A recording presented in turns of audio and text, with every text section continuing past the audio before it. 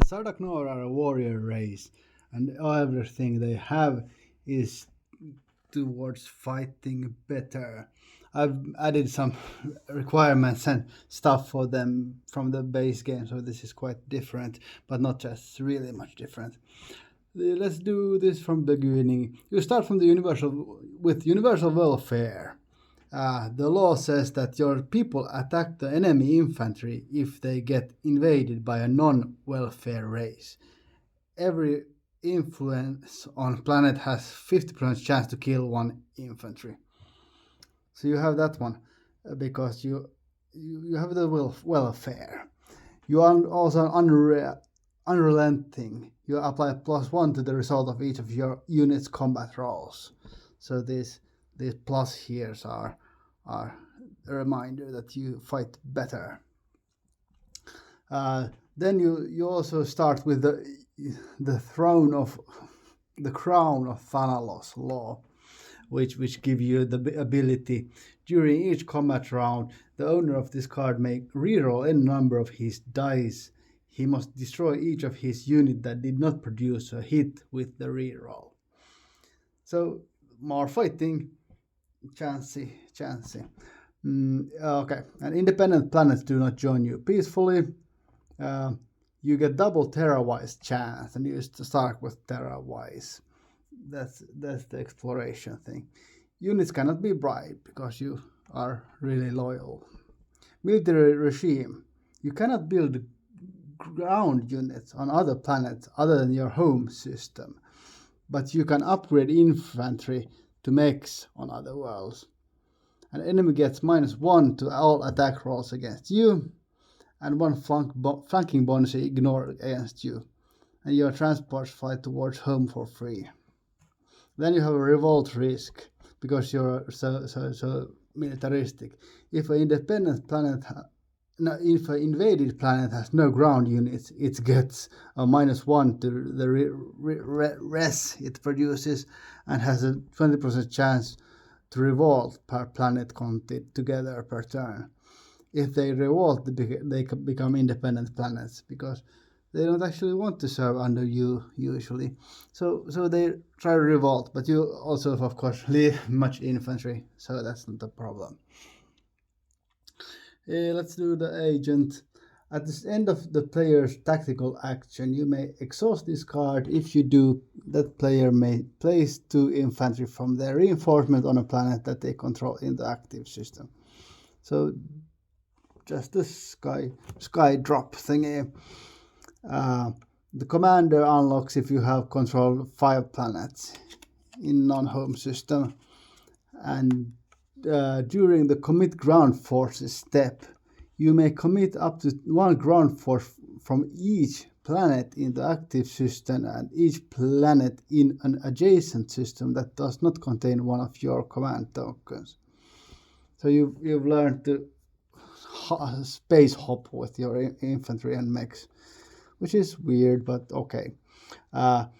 The hero unlocked when you have 25 infantry not in your home system. So you really need to transport those units, and then you get the ability to actually skip the fighting.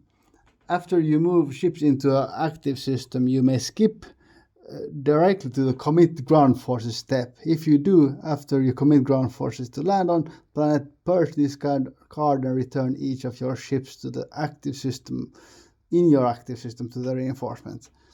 So you just actually drive your carriers or whatever into the ground and hop out. That's a good hero.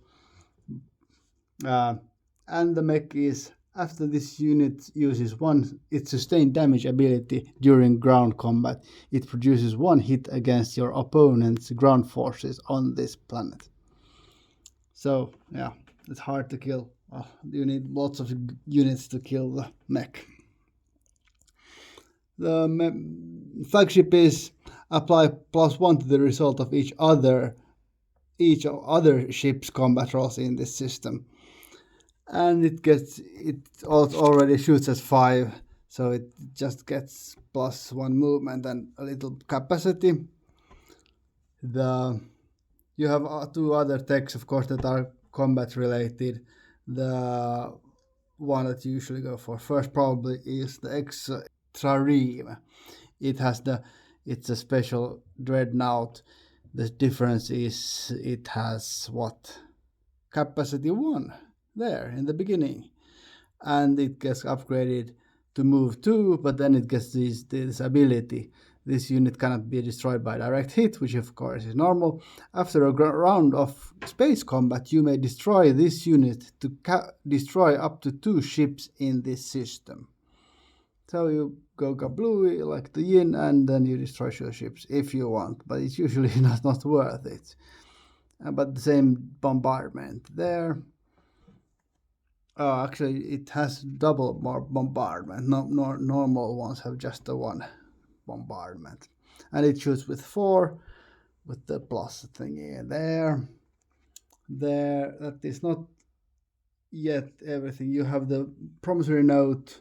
You can, when you give it away, the other guys get what +1 into one combat. The other tech, Valkyrian particle wave.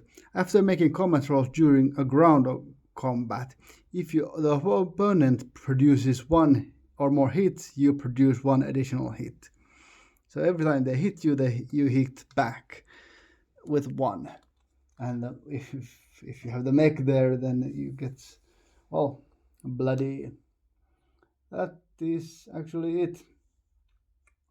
Really combat orientated. I didn't mention the what are you doing in the galaxy. You have to do 1 war victory, and there are 4 war victories in the game. The first one is control Megator Rex 5 turns, which is maybe the least warlike. The other one is control 2 of other races' home systems at the same time. The third one is have 2 other races surrender cards, which is hard but not impossible. And the fourth one, invade 10 systems from other races, which is probably a bit easy, probably. Well, it depends. If people are defensive, 10 systems is a big thing, of course, depending on the galaxy size.